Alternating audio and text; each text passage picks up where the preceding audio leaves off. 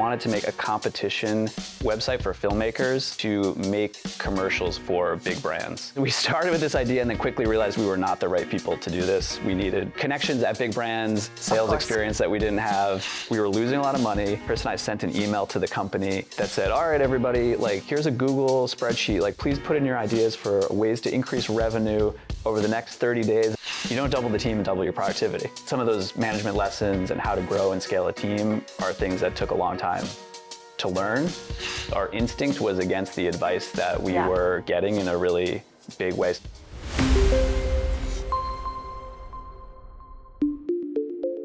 Growth is great, but can you overscale your startup? That's exactly what happened to Wistia. After raising a ton of money to scale and nearly going bust, these guys made a bold decision to go back to profitability, take on $17 million in debt, and do it a whole other way. This move allowed them to get control back of their company and go back to being profitable. In this episode, we sit down with Brendan, the CTO of Wistia, who explains how not to overscale your startup. By the way, this podcast is sponsored by Infopeep, our own ScaleUp for scale-ups. More on that later. We'll start from the beginning. As if I'm not mistaken, Wistia was founded in your living room? That's true, yes. Yeah. In 2006, I was living in, not too far from here in Cambridge, Massachusetts, in a house with 10 other people, basically, as you do after college. So yes, we started from humble beginnings. Not from the garage, but from the living room. From the living room. It was technically my bedroom, but that sounds weirder because it was the only space in the house that actually worked. So Chris and I worked out of like desks in my bedroom, basically, in that house. What was the initial idea about Wistia?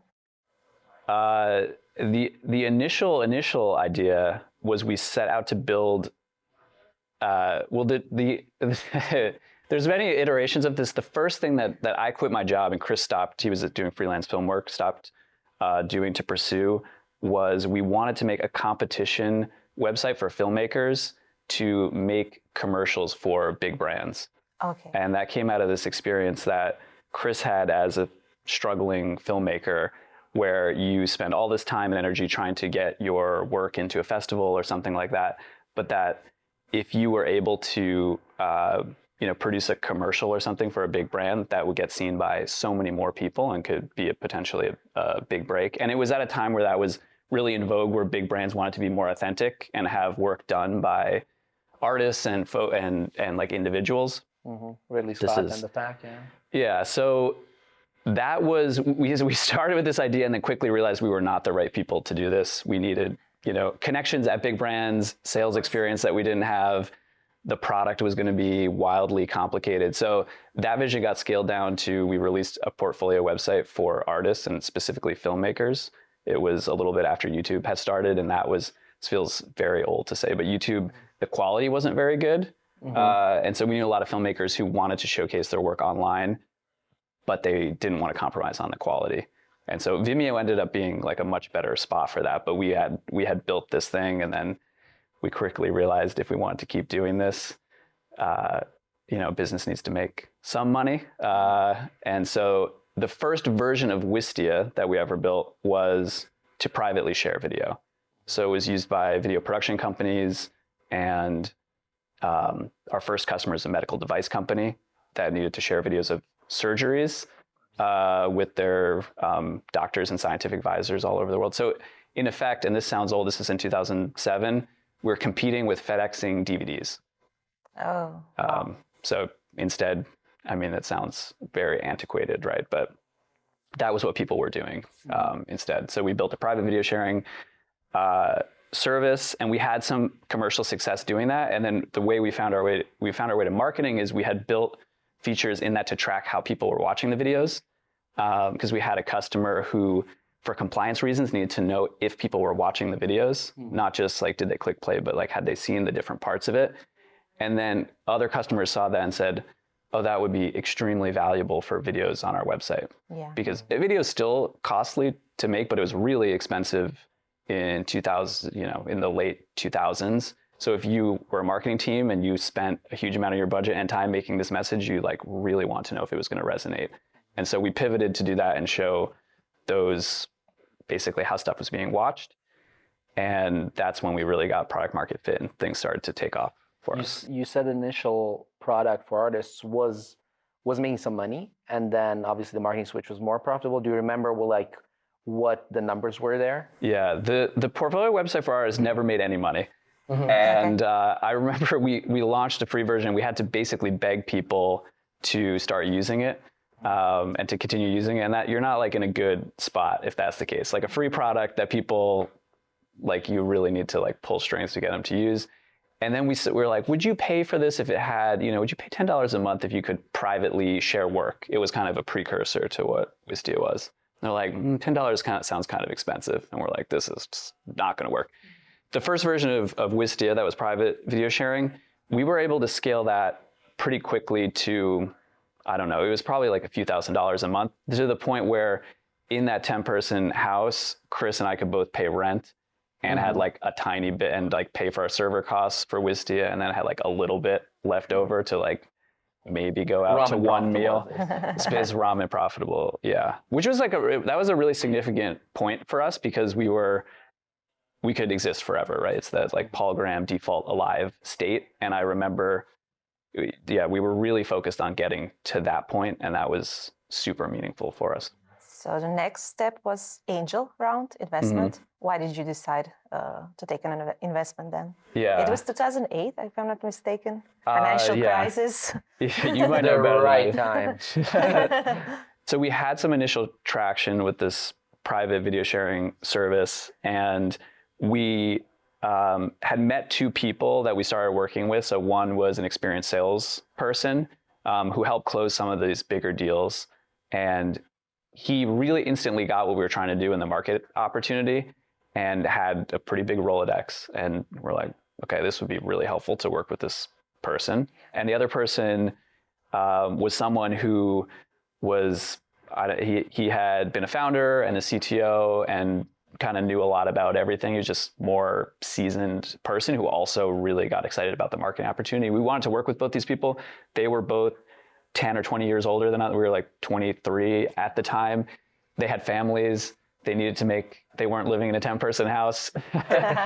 So they had actual expenses. So the calculation for us at that time was, we could kind of continue doing what we were doing, and we could see how the business could grow, or we felt we could grow a lot faster if we could bring on a few more people and do that. And it felt like the risk was, fairly low. And through them, we had met some, we didn't even know what angel investing was really, and started to explore that. And then our first investor is still a really close friend and is on the board and has been a mentor. So we had a good, some good connections there, and decided it would make sense to grow the business more rapidly. And that was a lot of money for us at the time. I think we raised $700,000 or something, which is... Oh, that's a lot, yeah. Well, it's like a paltry... Well, in those times, but it's like... Yeah. Like a joke of the amount of money nowadays for... It's like a pre-seed. I don't even know what the lingo is nowadays, yeah. So you decide to grow, to scale Wistia. In one interview, you said starting a business is easy, growing it is hard. What at that moment and later on was the hardest thing about growing the company? What were some moments maybe where when you look at them, and even before the overscaling thing, were the hardest, especially in terms of, again, getting to profitability, growing people, et cetera, from your standpoint? Looking back, a lot of those things seem pretty easy. I mean, we're certainly hard at the time. Because of the experience, or? I think, well, there were definitely a lot of, building the product, doing that quickly, responding to customers are all of that was pretty clear if you were doing a good job at it or not. I think for me at least, and I think a lot of other founders who are product-minded founders, it's getting a team to scale it that becomes a lot more difficult. So I feel like in those early days before as we were reaching product market fit, or where you're way more hands-on talking to customers, you're building the product yourself, you are marketing the product yourself, you're selling it yourself. like I didn't have that experience, but it was like easier to, this is more direct, just like easier skills to learn, maybe. I think faster to learn those things than how to become a good manager, how to build an effective team, how to deal with leadership challenge. We didn't even have a leadership team at that size, if that makes sense. So I probably wouldn't have said it was easy at the time. To your point, you'd be like, oh yeah, this is hard. But did you at the time consider yourself, again, as a CTO, like a very technical person? Because to me, talking about these things, you don't seem like I know anything about engineering. No. I'm sure you do. You don't seem to focus that much on the engineering part. And not focus, but like you also focus on product, on marketing. Marketing, yeah. Yeah, much more than a lot of CTOs do. That would maybe just stick to engineering, even when you're talking about it. Like engineering is part of the story, but it's not the whole story, right? What do you think that is? I think that is what attracted me to starting a business, or one of the things in the first place, of like wanting to do a lot of different aspects of it. Yeah, my background is technical, and some design, but I think like the whole act of building a product in a business is fulfilling, I guess, more so than just the engineering piece. It's a good question. I don't know. I find that to be more engaged, like the full puzzle of it versus like, let me just like nail the technology. And maybe it's in part because there are certainly a lot of technological challenges that like we've faced at Wistia over the years. It's not like you don't have a technical product. There are engineering challenges you have to face with scaling and so on. There are engineering challenges, but I'd say it's been more of a product and marketing challenge because we're not developing video codecs from scratch. It's not a technical product in a way, if that makes sense. Yeah. So let's get back to that point where there were like, I think 4 of you. You got your angel investment. You were starting to spend it, all that money, but you were becoming profitable. And soon you became quite profitable. And that was a problem. Not for you, at least, but people around you told you that that's the problem. You shouldn't be that profitable. You need to reinvest that profit into growth. Who told you that? Name names? Not name names. I can't remember. I can't remember specifically, but it was a very funny thing. And it was probably my first, I don't know, like at least one memory that stuck with me of a time where like our instinct was against the advice that we were getting in a really big way. So like you described, we became, the things that we started doing were working, and then, revenue kind of decoupled from expenses, and we became more and more profitable. And we were investing that money back into the business. But, we're like, well, I thought the point of a business was to make money and, turn a profit. And I think it was in part like, all these folks around us, it was very much the emphasis was on growth. So if you can invest more money into your business to grow faster, you're going to be worth more. I mean, this is true, and that makes sense. And it felt, I think intuitively to us at the time, it didn't feel like our growth was being governed by the amount of money we were spending. I think that's why we were hiring at, I think, a pace that was like pushing ourselves comfortable or pushing ourselves, and our ambitions were high for growing. We weren't just like sitting around like doing nothing. But hearing that advice from folks who are way more successful than us, I think it's been a strength and a weakness. We've been very open-minded, like reflective and open-minded, and said like, okay, we're probably like, what are we doing wrong?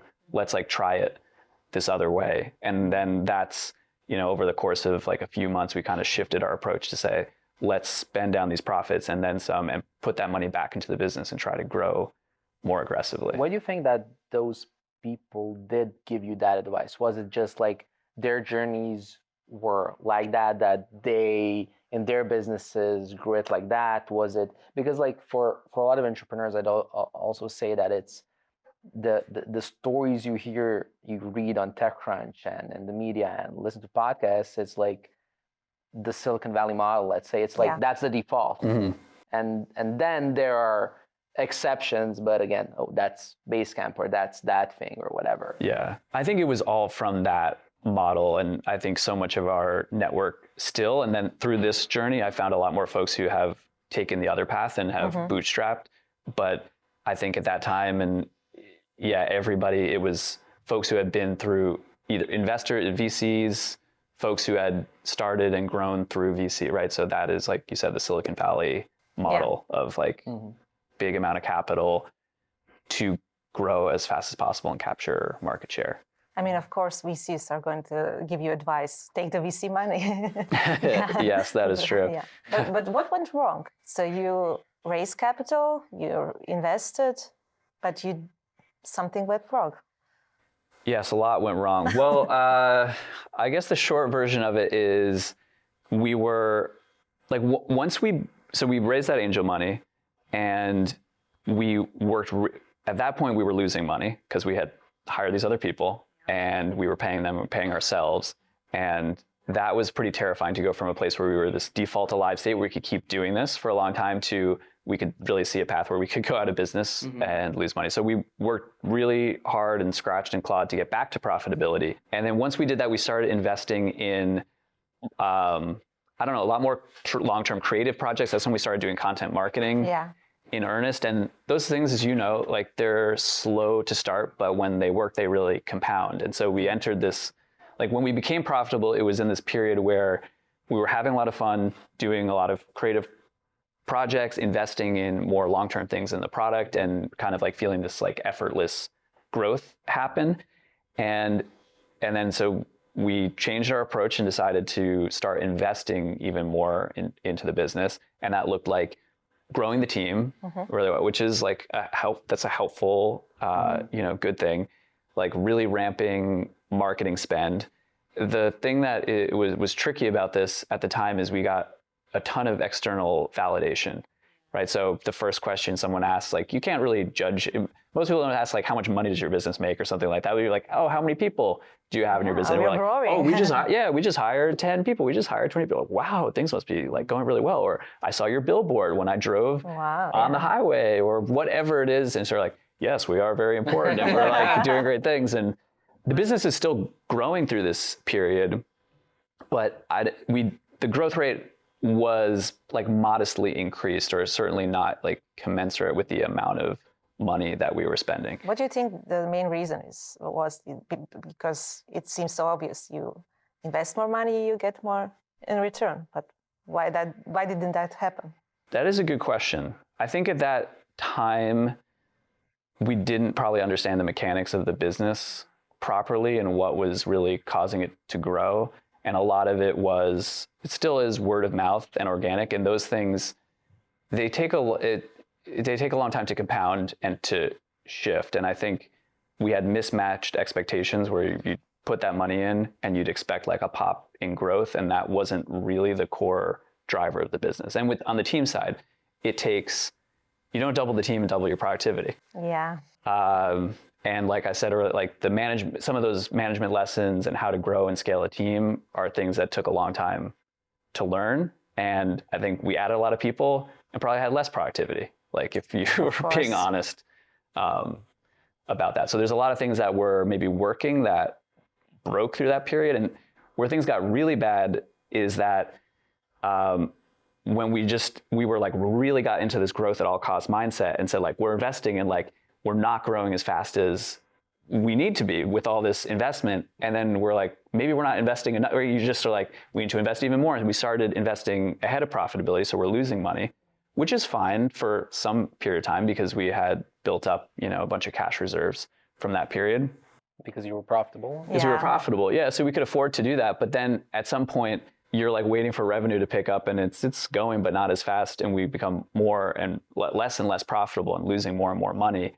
And then what started to happen is we would start to cut some of the long-term stuff. We're like, okay, we can't sustain all of this investment. So we cut some of the longer-term stuff, like scale back on content marketing, scale back on some of these more creative projects that were counterintuitively the things that were fueling a lot of this growth.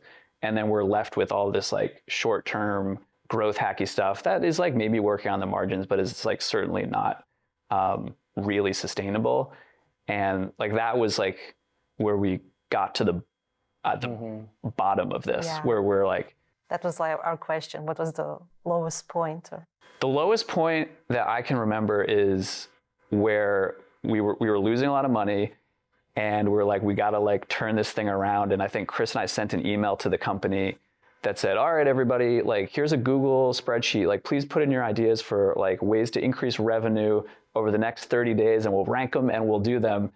And like, it felt fine at the time. Like, I don't know, we were like, yeah, this is like a good idea. We're like moving fast and doing things. And then looking back on that, it's very embarrassing. It's like, if you had asked us, 1 year or 2 years earlier about this, we like really prided ourselves on taking a long-term view and doing these things. And like, here we are in the depths of this. We're like, yeah, just like shelve all that, like those like creative projects and all the stuff that like makes us unique. And like, let's just like growth hack our way into that. So that felt, we're like, wow, we have fallen a long way. And this is like we're not playing like the game we can win at. Interesting. Like, so you say that you put the long-term stuff on the side. So the content marketing things were working. So it was just a matter of they were expensive and too long-term. That was the thinking. Like you needed things that would move the needle faster. This is working, but it's not fast enough. Yeah, and I think also naively at the time, instead of like actually saying we're not going to do this, we would just like effectively defund it or like starve it of attention. Like one during this time period of this growth at all costs is we just wouldn't say no to things, right? And so that is like basically mismanaging the business. So you're just like more is more. Someone comes with an idea and you're like, okay, that's like a reasonable idea. Let's do that, and let's do this, and let's do this, and then you have like all of these things running, but we weren't making active decisions. So I say when we like turn those things off, probably in actuality what that was is that we're like trying to do way more than we could even handle because we didn't make a decision not to do it. It just wasn't getting done because the people who would have done that and actually did a good job at it are now, like our head of production is like spending his time doing, I don't know, growth hack videos or something like that instead of actually valuable content. So it was even more embarrassing than that of like an effective decision. It was just saying yes to everything. Yeah. And how are you feeling internally? Like, okay, so you need to grow, you're asking for hacks, and what are you thinking in the back of your mind? It's like, oh, okay, so are you thinking like we're not doing the Silicon Valley model right, and we need to find a way to work inside of it? Or is there somewhere in the back of your head, this is all wrong? not even this is all wrong, but like, is this, we chose a path, now we need to pursue it, although that there was this other path, and it's just like. I think at that time it was like a lot of self-doubt and like, am I the, like. Are you the right founder for this? Yeah, like this is like not, I'm depressed basically. And like we had something that was like working so well that felt like right for the two of us and what we wanted to do. And now we're like headed in this path that like doesn't seem to be working for us. And the thing, Chris and I have a very good relationship, and like that's also something interesting. I feel like more people should talk about their partnerships. But at that time, I think I was feeling, we're probably both feeling that way independently, but not talking to each other communicating about it. Yeah, I'm like, well, I'm pretty just like bummed out about this, and I'm like feeling a ton of self-doubt. But maybe Chris is having a great time. Like, I don't want to like, you don't want to ruin it for him. I don't want to ruin it for him. You could be really loving this like growth stuff. So then the effect of that was we weren't really being honest and talking about where we were at with that, which is not a recipe for success, let's say. Of course. You're hitting the rock bottom. Yes. Just saying. You're unhappy. Chris is unhappy. You're not talking about that. And you get offers to sell the company. What was the most compelling offer you got? And did you really how hard did you consider it? We were very close to selling the business. Yeah. And I think those offers. When you say close, did you do, due diligence? How close was it? We know. You tore up the contract. No, it wasn't like a Hollywood version of it. Okay. It was like we were in negotiation not like there were no like papers that were signed or about to be like that were like staring at the paper and then like don't but you sign got the it. number, Yeah, that we were like in that ball, like talking about the number and like how the mechanics of like how an integration would work. Yeah. Yeah. Well, ironically, it was those offers that then got the two of us talking about being depressed because we had, you know, we were growing still pretty quickly through this time. And like along the way had various, you know, people poking around related to acquisition. And we had always just politely said, well, we're having so much fun. And we're like, you know, no thank, or like talk to you, but like, no, thank you. And let's stay in touch. And so then this was very different where it happened to be these like three offers or three interested parties kind of came in around like within a few months of each other. And then we were both like, and before we'd be like, no, thank you. Chris was like, maybe we should take a look, you know, should we take a look? I'm like, yeah, let's like see, you know. So like that was a sign, right, that something wasn't right, I think, or that something had changed, certainly. Did you realize it at the time when you started talking about it? Yeah, I think we were like, maybe this is like the exit, you know, is this like the exit ramp? And so I think because we were both in that place where we felt like things weren't going well, or it was funny. The business was still like quite successful. Like the revenue was growing at a fast pace during Everyone this was time. telling you, yeah, you're growing, more people. Yeah, like, and things were working, just not as well as we had hoped. And then, and that we weren't doing these longer term creative projects, and we felt like we weren't running the business in a way that was, I don't know, playing our best game. Yeah. So, and yeah, the one offer that we considered really seriously is from a company that we like really respected and like respect the founders and still do, right? So that was like that was potentially really interesting. And it's a funny thing as an entrepreneur too, that like that's success usually, right? Is yes, starting something and selling it for a life-changing amount of money where we wouldn't have to work again. But it was like, this probably wasn't true in my mind. It felt like months where the two of us were just roaming around Cambridge, like talking all day about this and reaching out to our network about what to do.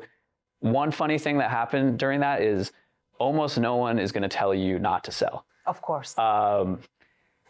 Because that's a success. That's success. And someone said, you know, it would be like if your friend is going to get married and you tell them like, well, that's not the person for you.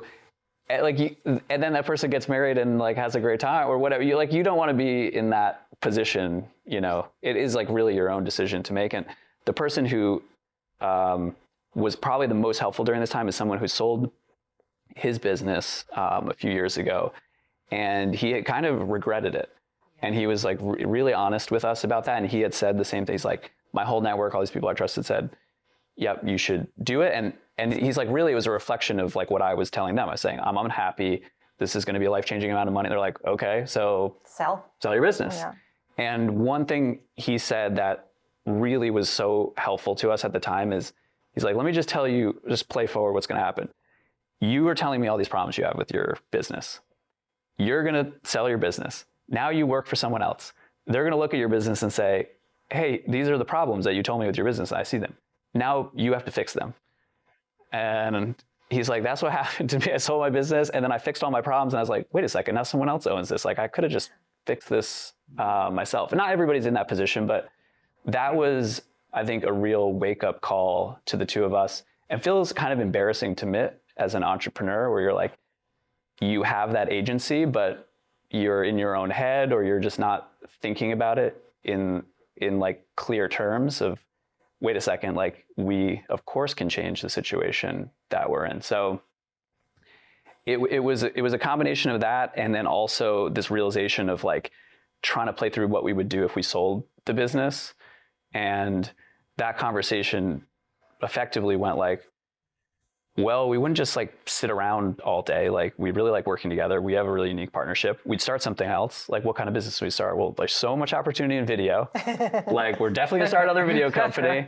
Okay, who would we hire? And we're like naming all these people, and they're like all people who work at Wistia. Or like we'd love to build a really creative brand, and we're like, well, we spent a decade doing that at Wistia. Like what the hell are we talking about? Like we are just trying to, like we would be trying to rebuild what we already have. Yeah, the same product. And then with this other person's like voice in our heads of like, just fix the problems that you have with your business. And we're like, the hell are we doing? Like, we're like still in charge, you know, we have investors, but that we have control. We are operating this business. We can set about to change this. So we had this like moment of clarity. Mm-hmm. And the funny thing is like, after we got to that moment, we're like, we're not going to sell the business and we're going to fix this. We had no idea how we were going to do that at that time. But like, I was like slept like a baby that night. It was like all this like turmoil, like I couldn't sleep. And it was like these months leading up to this of trying to like, should we sell the business or not? And then once we like decided that we weren't going to do it, we were going to fix these problems, even though we had like no credible path to doing it. It's okay. We were like, the clarity of that decision was so visceral, I feel like. Instant relief, in that moment. And then we also, what was challenging then is we realized, like, once we made that decision, we were misaligned at that moment with our investors, with a lot of early employees, because folks had equity. How did those conversations go? What was their reaction when you came in? Was it individual talks? Was it a big all hands where it's like, well, guys? So testing my memory a bit, I remember we wanted to, for better or worse, take people along on the journey. So I think we did do an all hands where we had talked about kind of this vision that we had for Wistia, where we were going to do all these things, get back to profitability. We had an acquisition offer that we weren't going to take, we're not going to sell, and here's why. And I think a lot of folks, it was like, appreciated that. I think some people were really excited about that. That was like, they joined Wistia for maybe more for its creative spirit and for kind of independent thinking. And then I think there were other folks who were like, the hell does this like mean for me in my career?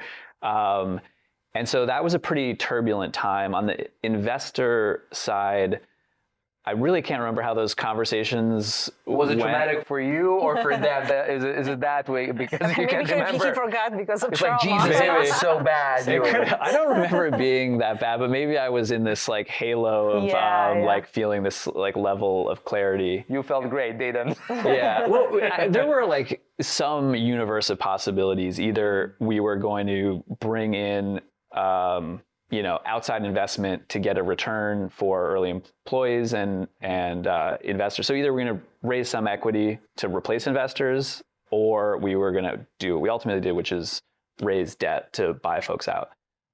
So we kind of were like, these are things maybe we could do. So I think investors were like, okay, well, we can explore this joint. I don't remember it being traumatic, but maybe my mind has erased that. Yeah.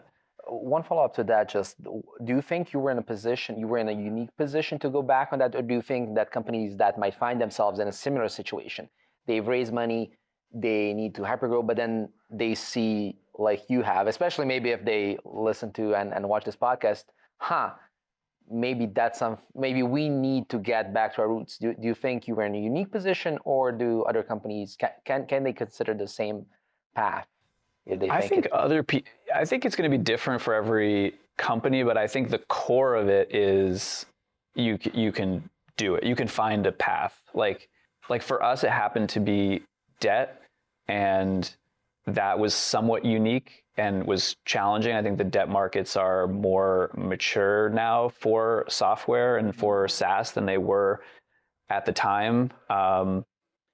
But even if it's through like other investment, right, you can reinvent yourself. You can, tell the new story. And I think if you have to have a business that is, performing reasonably well, I think, or have like a credible story for how you could do that. But if you're in control and can, work creatively to do that, I've seen other companies do that. And that was like a big part of us wanting to tell the story, because it felt pretty lonely doing it. We didn't have too many other models to follow, and so like was like our modest hope that like this is something, it's a different path. There probably are a lot of folks in that situation at some time that they've founded their business or they're running a business, and like where they want to take it is different than maybe the trajectory that they're on. That's obviously a common story in business. So trying to like open up the universe of possibilities for folks. So things got better afterwards. So you became more profitable. You were more focused on getting back to your roots. What do you think stopped you from doing that before? Very good question. I think the honest answer is like this embarrassing one around, it's like a mindset thing. I think we were just very much in this, we were like committed down this path of growth at all costs.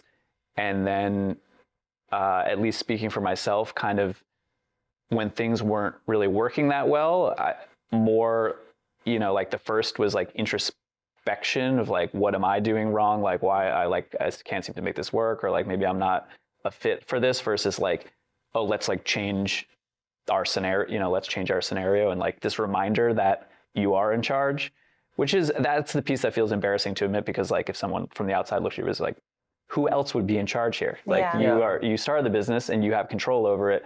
Like, why could you not change your situation? But I think there've been times in the business where it's like the business is happening to you or to me, as opposed to this like moment of clarity or reminder of like, this is a problem of my own making, or even if it's not of my own making, like I have agency to solve this. And I wish I was like always in the mindset of like high agency and like wake up every day and be like, I will like, let me change the situation to make it work. But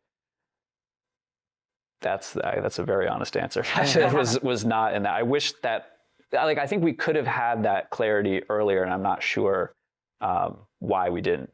And maybe it just took hitting rock bottom, sadly. It took the potential sale and like again having the It was a wake up call. Yeah, there certainly was like a forcing, like to have to make that choice. Because I think in that other mode, we're like, well, you don't really have to make a choice. Like, you know, maybe if the other option was we kept running and we were going to like actually run out of money, I think that would be a similar moment where we were like, we just have to stop. Like, we can't do this. Yeah. But how do you look at those? And I don't know if you consider it two paths, like growth at all cost and then profitability. Do you consider those two paths that companies can take? Do you have another look in retrospective now, when you maybe talk to the founders who might also be wondering, okay, we can be profitable and bootstrap further, or we can grow? What do you tell them? Yeah, I think for us, and I think for most companies, profit and growth are not mutually exclusive.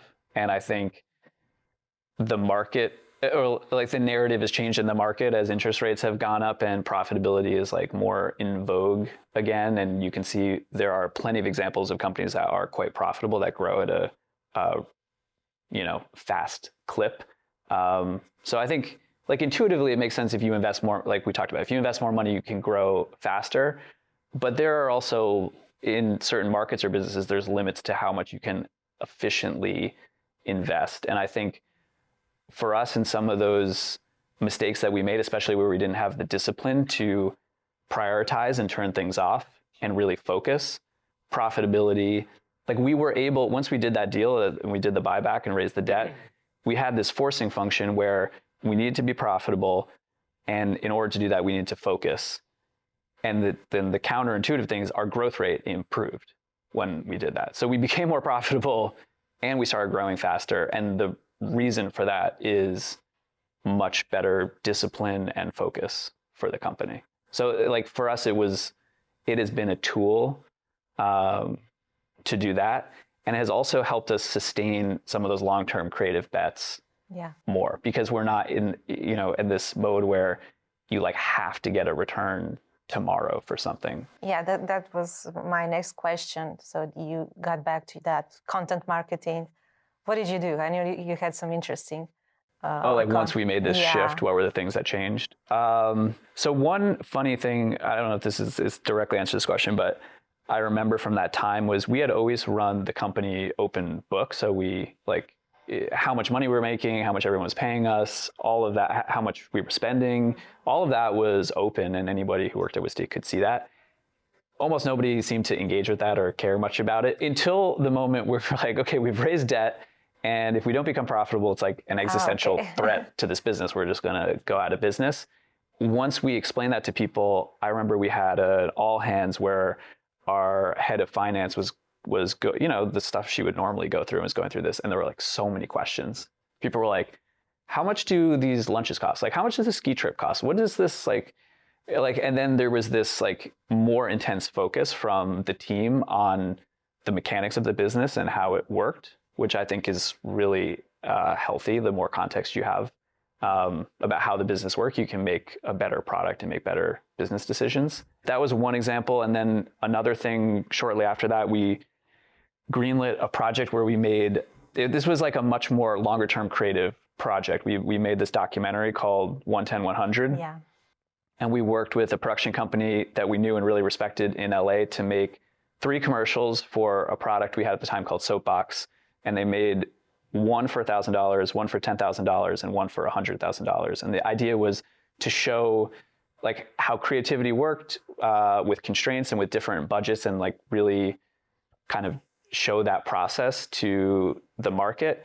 It was a really easy thing in that mode to say yes to, because the conversation kind of went like, well, all right, basically only like one of these things needs to work. Like if these are going to be ads for Soapbox, our product. Like if these work, that's great, and now our product will grow. Our video team's going to learn a ton by working with like another video team. Like that's going to be great, great outcome. We're going to make a documentary about it. Like that could work. That's like a really wonderful marketing asset to have. And so we kind of had like these stack of things that like if any one of these paid off, the thing would work. And then we were like, and if this whole thing fails abysmally, this will be a very good story to write about how we, like lit 100, 10,000 and one, whatever. The whole sum of this money on fire and like basically got nothing from it. And then most of those things worked. The ads performed pretty well. The documentary is interesting just because that marketing hook, especially like B2B SaaS company makes documentary about like, it's not a common thing that happens. And it was really fun to do. And we like rented out theaters and kind of did like a tour with it. So that was, I feel like a very, that was probably the biggest thing that we did, but it was a good example of, if you take like the year between the email I described of like putting growth hacks that could make, a return in 30 days to let's make a documentary about the creative process. Those are like diametrically opposed. Quite a difference. Which one of those ads you like the most? Oh, those ads that I personally like the most? Yeah, those 3 ads.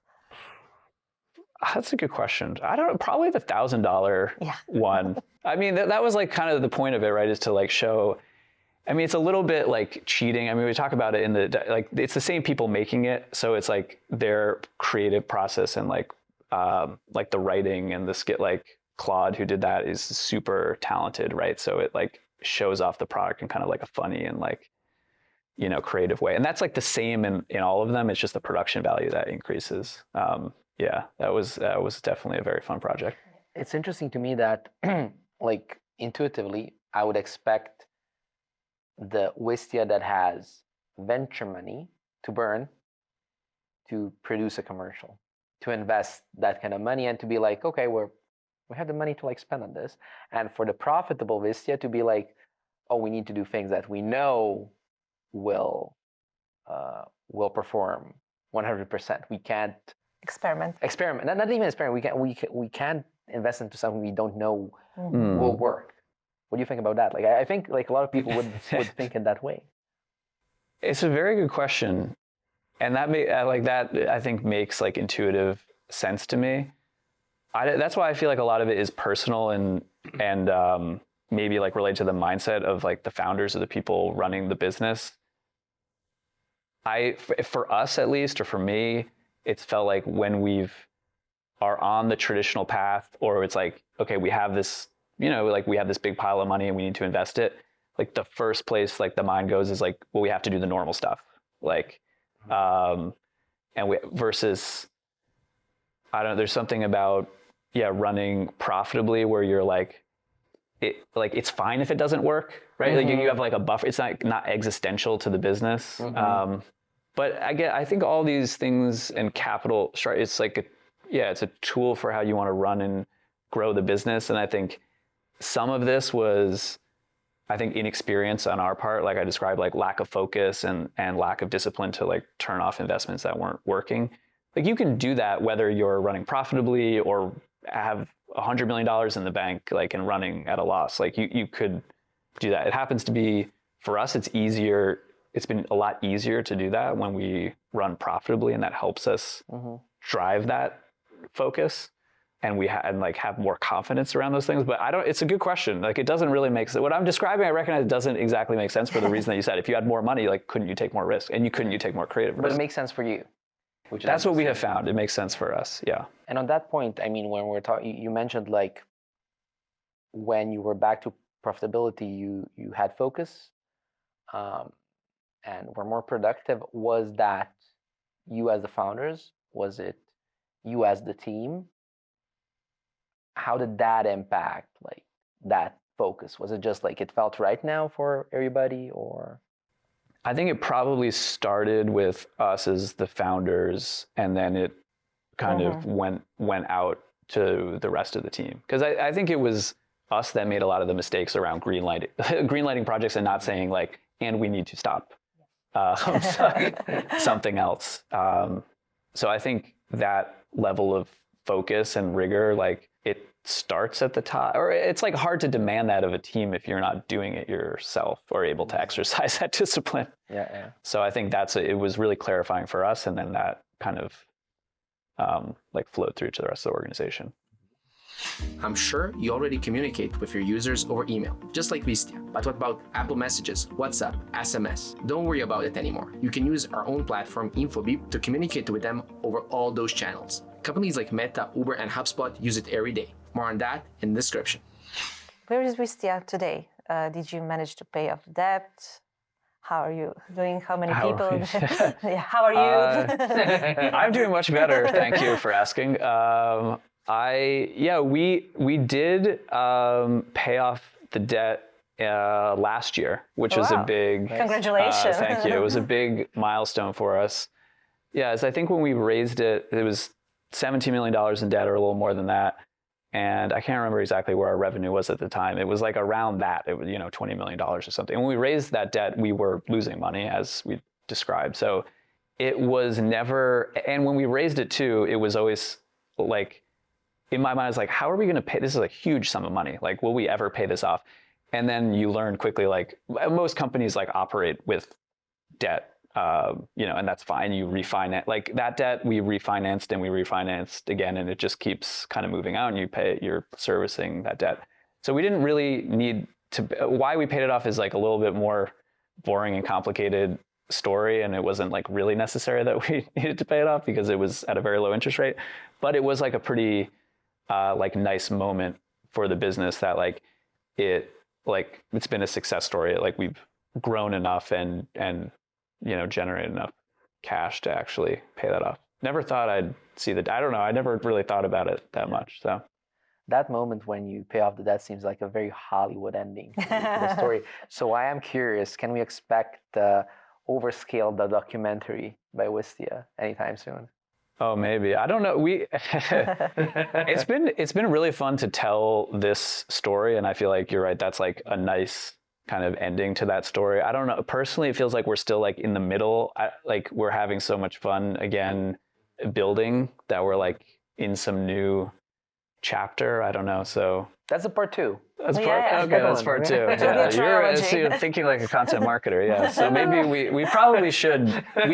We had talked. Chris and I had talked about that it would be good to read, because that post did really well for us, and the story is like one a lot of people are interested in. We're like, oh, we should like write an update. Yeah, it was written in 2018, I think. And it's 2024. And so people maybe are and wondering. I think a whole new generation of founders, especially having in mind like the new bootstrap movement, the indie hackers and so on, needs to hear it, because although it's a well-known story to a lot of people, it's not to all the founders that need to hear it maybe. So.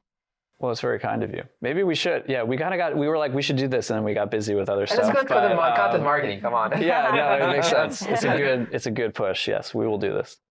Awesome. You heard it here first. Yeah. Coming soon. Cool. Thank you so much for being part of the podcast. Thank you for having me.